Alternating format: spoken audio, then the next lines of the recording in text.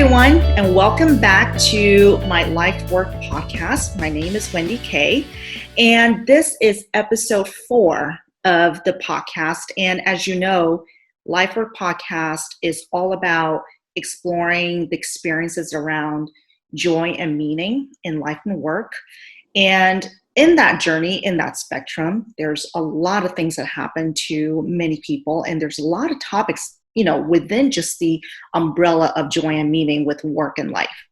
And so one of the things that I'm really passionate about is women in leadership. And it's an area that I've done a lot of research. I used to do a lot of research and I've done some work in it. But it's an area that I think it's always changing. And recently, what I've been finding that's really been something that I think on a lot of employers' minds is how to make workplaces more friendly for mothers.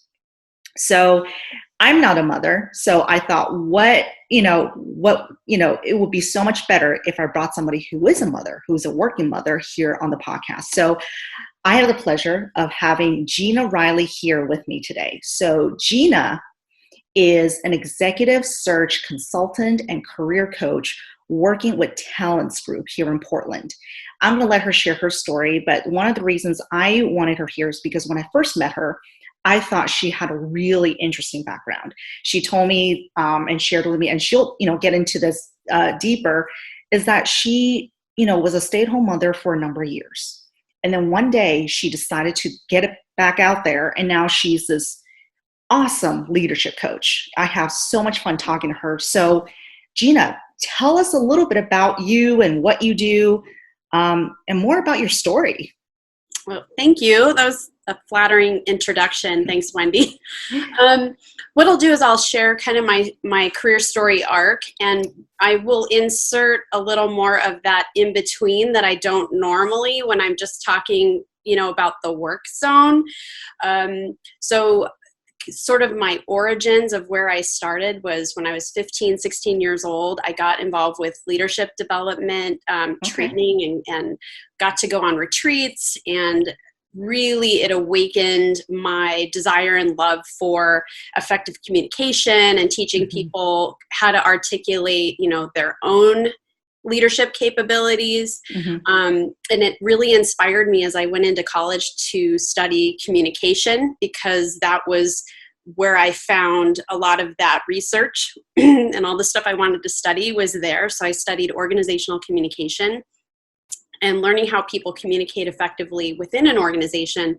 But I also was running leadership development workshops and seminars in college. And I was working for companies in my summers, just further deepening my experiences with, teaching these things, relationship skills and communication skills. I worked for a company called the Learning Forum Super Camp out of California for a couple of summers, where we would work with kids for 10 days and take them through this journey of trying to uncover, how do you communicate with your parents better? How do you communicate with each other better? How do you share your emotions in a way that's really effective? So my first job out of college was getting into human resources, because that's where I saw that lane of being in training and development, but I couldn't really put my finger on where was I supposed to start. I didn't know. And I think that's true for a lot of people that have kind of a general degree. And so I worked my way into staffing, and I ended up working for Intel Corporation here in Oregon for 10 years. And I did a variety of jobs. I started in staffing, but I ran our intern program, which was about 500 interns, where I was bringing them in and doing all the programming and working with the internal managers on getting those students in. And then ultimately, I really wanted to be an HR business partner. I wanted to put all of this training and skills to use within the business. And they required at that time for us to have a master's degree to do that. So I decided to get a master's degree from Antioch University. I studied whole systems design and organizational development and consulting. And then that led to a couple of the job opportunities that I was really wanting. I was partnering with businesses, and then I ended up in a training and development role, developing training programs. And then I had son number 2, which kind of led to our conversation that you and I were having, which is, okay, well, what happens when someone decides to leave and then have an awfully long period of time in between? So I was home for about 15 years, and I was not working in a way that was bringing in income. And I was very lucky that I could do that, and not everyone can. And I kept myself very busy, not just parenting, but, being a part of the community, getting involved with the schools, being on the PTO, helping with the auctions, fill in the blanks. I was doing all of that stuff, and I didn't have a plan, really. I thought maybe someday I would go back to work, but I wasn't really shaping that up for myself. And then I kind of hit a bump in the road. I was about 46, 47, I've lost track, and got diagnosed with breast cancer. And that was a big surprise. And after a successful surgery and, recovery and a lot of support and love, I think I came out on the other side and thought, well, maybe it's time to go ahead and blossom into the next phase of my life. And we were talking about those seasons. I see that, we're young, we go to college, we've got our early career. My mid part of my life was parenting 2 sons and really making sure that these 2 humans go off into the world and do something, meaningful and good.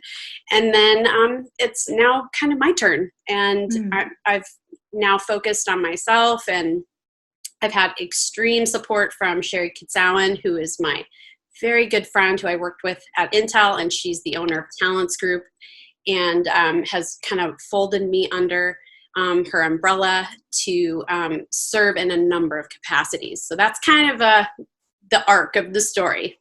Yeah. And I find your story just it's really inspiring, especially when we hear about how you kind of survived cancer and then you were re-inspired, to do something else afterwards. You thought I think I heard just in your voice and the way you said it was, wow, I beat this and now I want to go do something.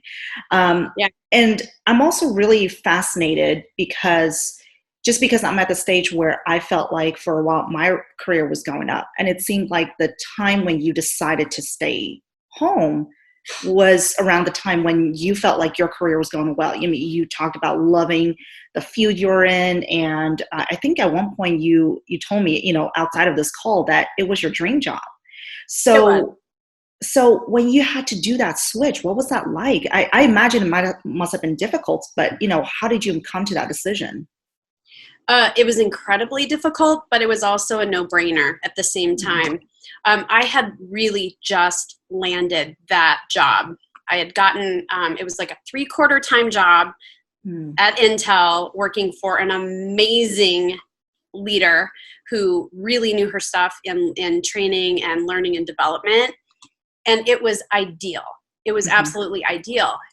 But with 2 of us working at that time at Intel, and the really long hours that you put in, we were getting into those arguments about, well, you need to go pick up the baby, and you need to go. I'm meeting with my VP tonight. No, so it just wasn't worth it. And I had these 2 little guys that needed a parent, and so I knew that was the right thing to do, but it wasn't easy to walk away from what I'd finally earned.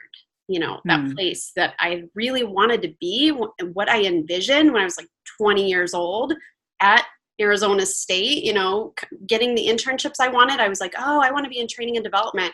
I finally got there. It was a bummer to have to walk away. Yeah, I imagine so. And I think there's a lot of, people like me who and I think, I need to do better research on this, but, I think I read somewhere that millennials aren't having children as, at the rate of the previous generation. Right. And I wonder if it's because of all the obstacles that come in with playing the dual role of parent and, professional. And it seems like to me, and you correct me if I'm wrong, but it seems like to me a lot of women around my age or just, even younger than me or older than me are thinking that it's an either or. I either have a career or I have the at-home career of being a mom. So do you think that's true? I've done minimal research on this because, I don't live in the shoes of a millennial.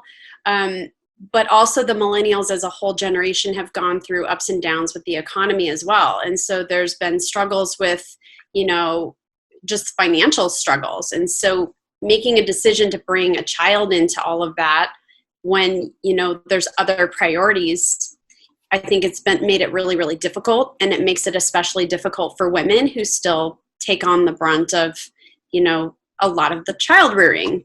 Yeah. And I'm not saying that men aren't involved at all. My husband's been extremely involved, and it's not just about changing diapers. It's about being there, being a parent, coaching the baseball team year after year after year, and leaving work to do that, and changing in the car, and, all of those things.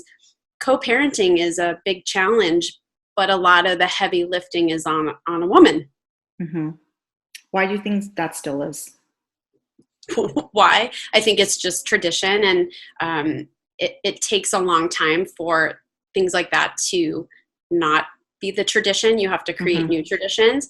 And I think that women, young women can do some contracting with their partners, as they get married. The younger generations, it's an opportunity to say, okay, what does our life look like? I think a lot of people skip that step. Yeah. As they come together. And I didn't do it. I'm sure I had stories made up in my own mind about what things would be like. Yeah. I'm just really lucky that I have someone who can tolerate the amount of communication that I need in order to work things out. And, we've been married over 30 years, so it's going okay. Well, that seems really hopeful. That's really optimistic. And, this conversation actually reminds me of this one New York Times article that I don't know if it came out a year ago or so, but it was fairly recent, and it was more of an op-ed, opinion editorial type of article. And the title of it has something to do around, essentially the state of how childcare is being operated in the U.S. is a reflection of society's view of women's role, right? Of whether women should be working or staying home. And it kind of detailed back in history during World War II when women had to step into the workforce because all the men were, fighting in the war. And then at the time, because women couldn't be home, the government actually subsidized daycare. Right. And I was like, oh, that's really interesting. That's not something I learned in high school history. And then when the war was over, guess what? The subsidies went away because it was the assumption that, well, the men are back. They can go back to work. So women, you can go back home. So for some reason or another, that type of model of, that childcare is not something that's sponsored or supported by anybody other than the family or the mom just hasn't changed since then. Right. And it's financially very, very difficult for families to make the choice that we got to make. Yeah. As well. Yeah, very difficult. I remember talking to a previous coworker who, for her, she said that when she negotiated a new job, the most important thing in mind was, can I make enough to afford daycare? It's not, can I make enough to feel like I deserve this or that I've reached this certain level of my career, but am I making enough to make this job worth it? Right. So it's exhausting being a parent is a full-time job all by itself. Like raising other humans is a really big deal.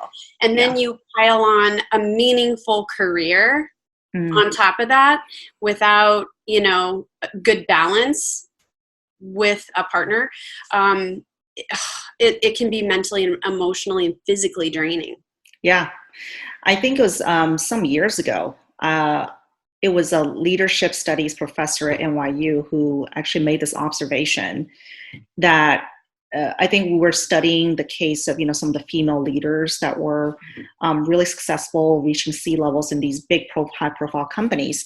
And even years later, when you look at someone like Sheryl Sandberg, right?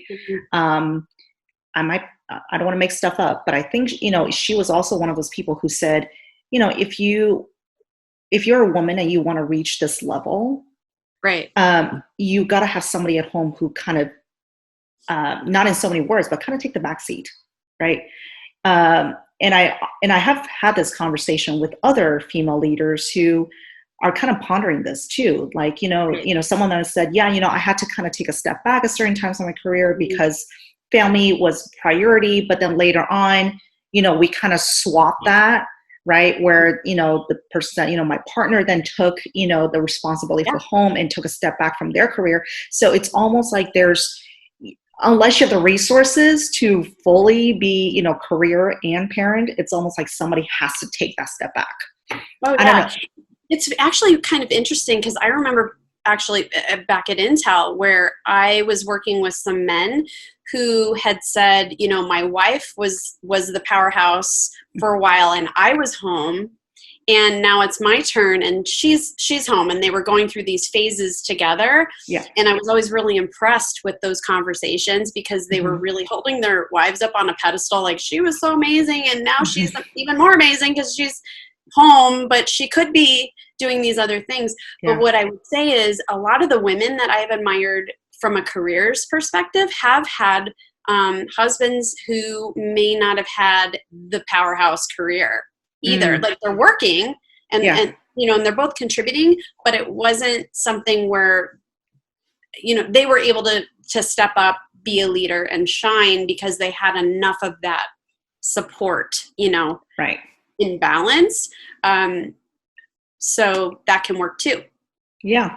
It's really interesting. I feel like, especially in the US, like this is a very, I think, US centric type of issue, because I think in a lot of other countries in Western Europe, especially, there's a lot more societal structures that's set up to support both parents in this. So I see this as a very US centric type of problem. But it's interesting because I feel like there's no one model here that works. Like every couple, every family needs to kind of figure out what works for them. That, at least that's what I've been finding with everyone I talk to, because I've always find it interesting how different high profile, powerful women do it. And, they all have different answers. Yeah, me too. I was always really fascinating. Like, oh, I see. They've got a nanny. We're not Yeah. Okay, good for them. That's them, but that's not us. Or fill in the blank. All the way to leaving the job, leaving the career. So there's such a wide spectrum. I just have such admiration for particularly the working parent who doesn't have the partner. They might be divorced, and they've got the primary childcare responsibility in their lap, and navigating through COVID while you're sitting at home and you have young children that there's no escaping. You're a parent and you're trying to work. Yeah. I mean, it's kind of mind blowing what single parents have to do right now. Yeah. I can't even imagine. Like I have sympathy. I can't say I have empathy because I don't know what that's like. But I have a sister with me, every day because she's been staying with us during the pandemic, and even that feels like a little overwhelming at times. And she's fully functioning in a master's program. So so I kind of want to go back to your story, because when I remember when you shared it, and every time you do share it, it seemed like it was. And then you just said it was a no-brainer, right? It seemed like it was something you did it very joyfully and you were really happy doing it. So what were some of the things that you learned about yourself, or just about, or things that you found that were really, really awesome throughout the time when you did stay home? What did I find out about myself when I was home? Yeah. Things that you learned about yourself, or just, anything that you felt like were, wow, these are kind of like the highlights or the learnings. Sure. So a lot of the learnings are just simply about being a parent and being patient with human beings that you can only put so much control over. So it's, it's completely different than dealing with adults.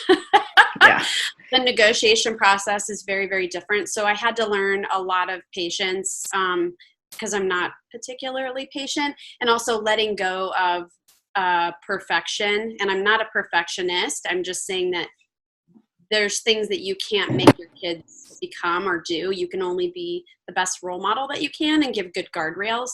So, I had to learn a lot about that. There's a lot of frustrating years Mm. there. And the other thing that I learned about myself personally is when I would talk to my friends who were working, who would call and ask me for advice, that I still kind of had it. Like I still had that consulting expertise. It was still all in there. It was still a part of my molecules. And they would compliment me and stroke my ego and say, eventually you're going to go back to work. I'm like, yeah, But I think that gave that little spark more of a flame later on. Like, okay, but there was a lot of catching up to do. Yeah. I mean, the entire time I was home, literally that entire time, Facebook came up, for example. The way that we use the internet exploded. I mean, I was on the internet, but I wasn't on the internet like brushing up on my PowerPoint skills or learning how to use video technology or fill in the blank. It was all going by me while I was totally focused on my community, my kids, and my community and my day-to-day. Yeah. Well, you also said that, it felt like it was part of your molecule to be able to consult and coach. So did you do anything to kind of keep that up? Or did you find like it was just something that you were just a natural? Yeah, that's a great question. There were times that I was able to use my expertise on community projects. Like, for example, our school district went through a couple of, during the economic downturns, major turmoil, and our elementary school had an opportunity to, as a recovery project, have some special addition added to the school while there was a lot of takeaways. And so just being a part of the conversations and helping partner with the principal on, the project and trying to guide the conversations amongst a very emotional community. Yeah. I knew that I still have those consulting skills in there. And so what's great is I got to reignite all of that and dive back into, I had to go back literally in my attic and get out like all of my master's degree, like workbooks and my behavioral interviewing guides and all those things that I was using before, all my certifications, and kind of like reawaken that part of my brain because it was sleepy. But what I'm also hearing is that kind of like your work part of you was really helpful for your personal life too, in the way that you help the community. So I think so. I mean, I naturally gravitate toward places where I can add value. It was very, very difficult for me to do jobs that I felt like there's a job for everyone, and parents choose different things. And so I'm not going to talk about, it's not a disparaging thing, but there's very specific things I was attracted to so I could help move the needle in some way. Yeah. Fill in the blank of what that is. Sometimes it was bigger projects, and other times it was literally reading with students in my child's class who didn't have someone to read at home with them. Just depended, but it all added value. It was all worth my time. Yeah. So, and how long were you home again? What was like 15 years? Yeah. So tell us about that transition back to work. Because now you're a full-time back to work, right? Yeah, it wasn't a total jump into the deep end of the cold end of the pool. Like I mentioned, my friend Sherry over the years she started her own executive search company about 9 years ago, and she was building her practice and saying, hey, come join, come recruit with me. And that recruiting wasn't my passion. I started in staffing. That was like a gateway into HR for me. And of course I had, I knew how to recruit and staff and interview. And so she had me actually working on her company sort of branding, like what was their messaging, what made them special and unique and whatnot. And that was sort of an entry into finding out what was branding all about. And so I worked with her team on that. And then just it kind of morphed over time into, well, I've got a client that we're going to deliver our interview training. Can you help me tweak the training and get it into shape? And then ultimately, can you come deliver some of that training? And then can you take on a recruitment? And then really where it's kind of led for us is we have a lot of executives and leaders in our network that want help with their career transitions. And so I developed a career coaching program that I do privately with people who need help, getting their story together, getting their marketing documents together, meaning their LinkedIn and their resume, planning for interviews. So my specialty now is taking all that stuff that I was learning at age 15 and 16 and all through college, helping people crisply explain what they do and how they do it. What kind of leader are they? So it's really cool how it's all come full circle. I think it's amazing because it almost doesn't matter what you were doing during that 15 years, because you could have done, let's say, a completely different job, right? But just that point of transition of doing something different, I think oftentimes takes a lot of courage. And oftentimes what I find, and I've gone through this myself, and I see this in other people who come to me for support and mentoring, is that it's really hard for people to find clarity. They usually find that there's some inspiration, there's like a spark of energy, and that's kind of pulling them a certain direction, but they don't know what that is, and they don't know how to articulate it, but they just know that that they need to move, right? That they need to do something different. So, how, tell me more about that. I mean, I know your friend, was, kind of pulled you in little by little, but, how did you overcome some of that internal dialogue and finding clarity? Well, part of it is having an amazing partner. My husband is my biggest cheerleader. So, he's in the backdrop going, oh yeah, you can do this. You've got time for this. The kids are okay now, and we're all a team. We're all getting stuff done. So part of it was allowing for that space for me to go ahead and, take on those projects and not feel like I was neglecting whatever I'd built up at home. Yeah. So that's part of it, is support, I think.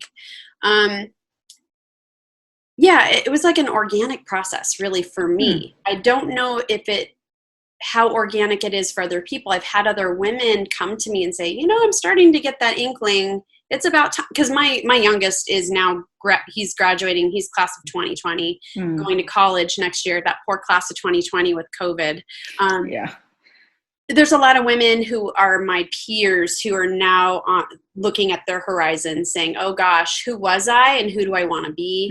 And there's a lot of self-discovery that now needs to take place. And that's hard work, but that's what has to happen before you go and hang out a shingle and tell everyone you're job hunting. Yeah.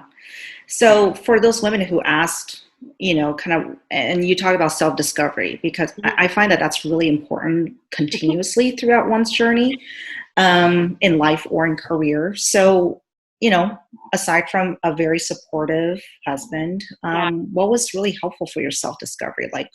Were there any, because one of the things I tell people, for example, is, what do you know about yourself in terms of strengths, and what do you like, and your personality traits, and what you gravitate towards.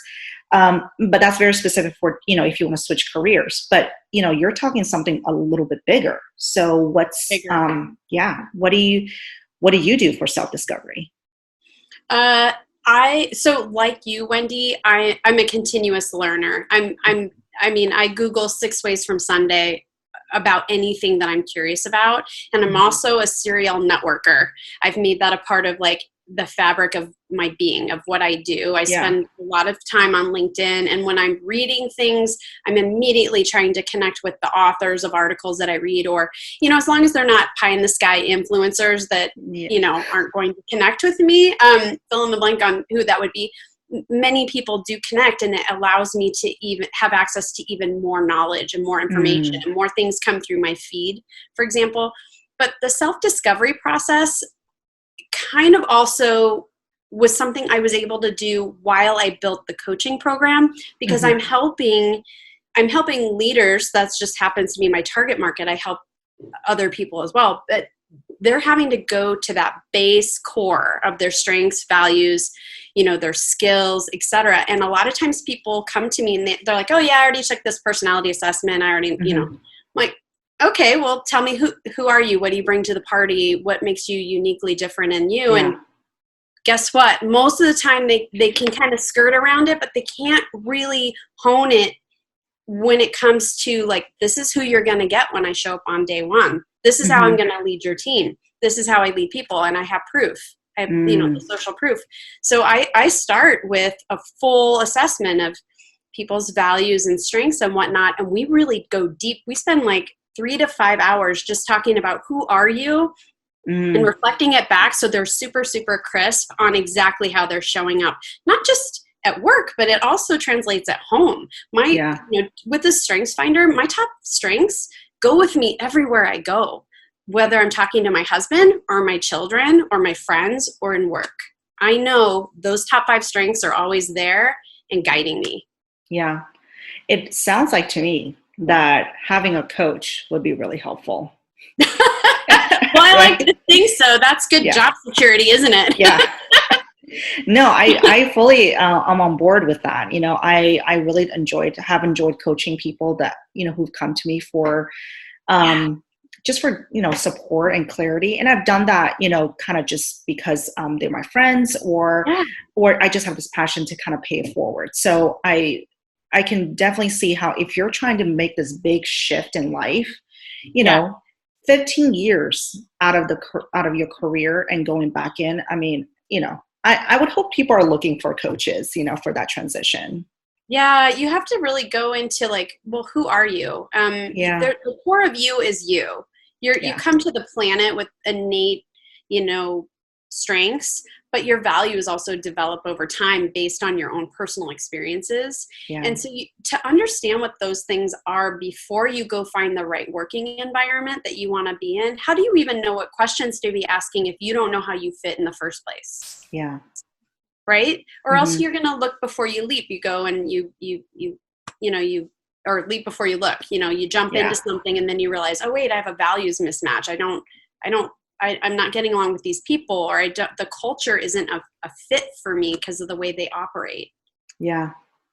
And I love that we're kind of coming back in full circle talking about self-work. You talked to me earlier about watching my episode with Kevin Bush, and he talks a lot about starting with yourself. So I love that all our conversations just organically keep going back to, you got to know yourself. You got to be self-aware. And there's a lot of emotional intelligence work that comes into many avenues in life. That is absolutely true. And when we relate it back to the fact, so Talents Group has an interview skills and talent assessment training that we do. It's a 6-hour training, and it's one of my favorite things to do. And the reason why I love doing it is because people have such a hard time crafting questions that will help a candidate tell those stories so you know what you're going to get. And the hardest thing to assess is behaviors. And the behaviors is what is tied to that emotional intelligence or the EQ, or as Patrick Lencioni says in The Ideal Team Player, it's the smarts. The smarts is what we want, is someone who can relate to people and to pivot and to listen. All of those things are really, really important. Yeah. So I feel like time has flown by since we started talking. But so before we end, I really want to get your opinion on this. So I kind of mentioned it, I think, in my conversation in a previous episode. So like I was saying, companies are really caring about how to incorporate working mothers into their workforce. They're realizing that it's not just a diversity issue, but you want to take full advantage of the workforce that's available. So if you're not engaging people whose lives are just a little more complex than somebody who's single and doesn't have kids, then, they're going to miss out on talent. So they're thinking about clever ways to make their workplaces more friendly for mothers, new mothers, and just, new parents, because they're trying to be inclusive now. And one of the things that I'm learning that some companies are doing is they've created this back to work program. So if you are a new parent, new mom, and you're coming back to work after maternity leave, you're not just thrown back in, full swing, like here's 40 hours or 40, 50 hours and good luck. But it's, why don't you start a 3 room over there? Exactly. At it. Yeah. It's, aside from just, having a proper pump room that's comfortable, or just, having an understanding boss, but it's also, can you create a structure where the companies are thinking, can we set up so that, they're coming back in at 3/4 time. And they have more flexible work options. So they're trying to do all these things. What's your take on that? As there's a lot of women out there right now who are kind of juggling being mom and professional, or trying to make that decision of doing both. And when companies are trying to make their places more friendly for these women, what are some things that you think it's important for companies to think about? That's the first part of the question. And second is, what's something that what's some words of wisdom, something actionable you can give for these women? Well, one of the first things that comes to mind is modeling what other countries do. You mentioned that the United States, is kind of a standalone in not providing those support systems, going back historically and looking when we did have them during wartime and when we haven't. So I think that looking at history and then looking out at the landscape of what other countries are doing successfully, and engaging in those conversations, that's one thing.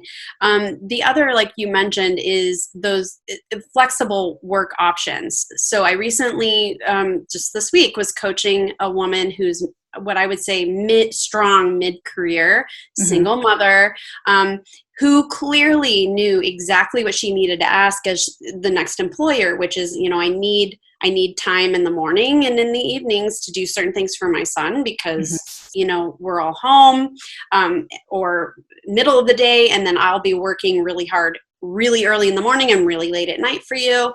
So one is women need to know what they want and try to define it and ask for it. If you don't even know what you want, you can't expect other people to just come and say, here's what we're going to do for you. You have to you have to participate in that conversation and even think ahead before you're even planning your family. I mean, think about what your life is supposed to be like. That's one thing. And just looking at flexible, if you have the ability to do a 3/4 time type thing to where you have enough emotional and mental and physical reserves to manage being a parent and working. I'm not sure if that answered your question completely. No, I think it does. And I'm so sorry. There's one other thing I wanted to say. Oh, okay. The other thing is we really need to continue the conversation about having women paid equitably for the same job, because if we're paid equally and then we reduce to 3/4 time, at least we're getting paid fair and equitably for the time we put in. And I'm not saying all companies are at fault. I'm not taking that approach at all. I'm just saying that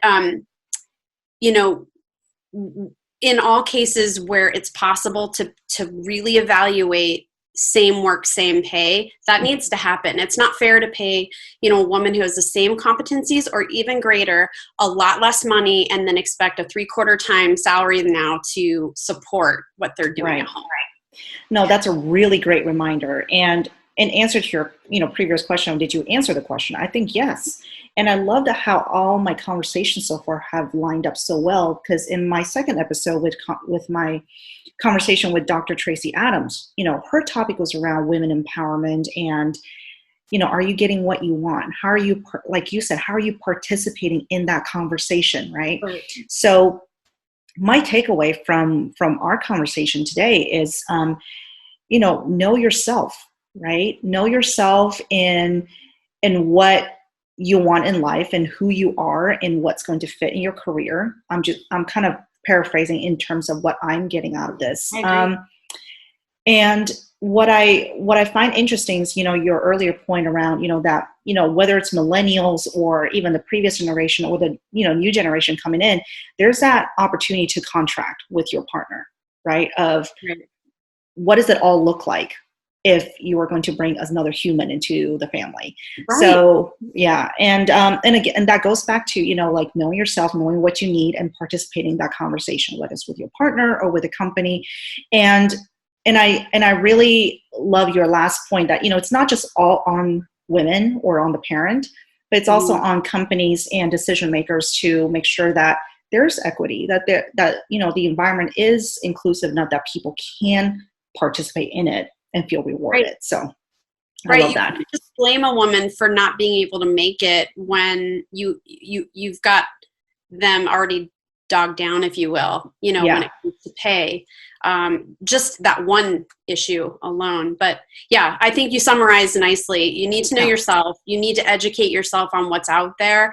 And you need to have informationals. You need to broaden your network. You need to have friends. You need to have people you can lean on that will tell you the honest truths about yourself and hold up that mirror. And nobody has someone come up and tap them on the shoulder and say, we really have to have you. You got to be able to define who you are Mm. and know what that is. So when the opportunities do come up or you're seeking them, that you know how you fit.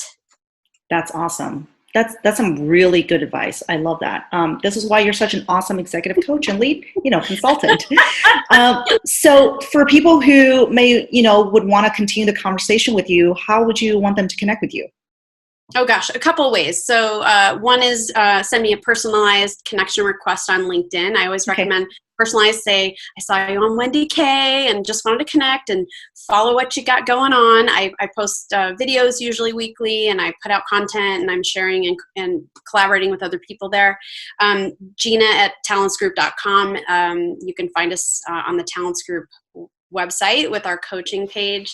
And I'm currently working on digitizing a coaching program to help people who want to do a self-paced way of getting through preparing for career transition. Well, that's exciting. I can't wait for you to kind of tell me more about that. So folks, if you want to contact Gina Riley, her information is down there. And as always, you can reach out to me in my email or visit me on my website. And if you have thoughts or other questions, feel free to comment.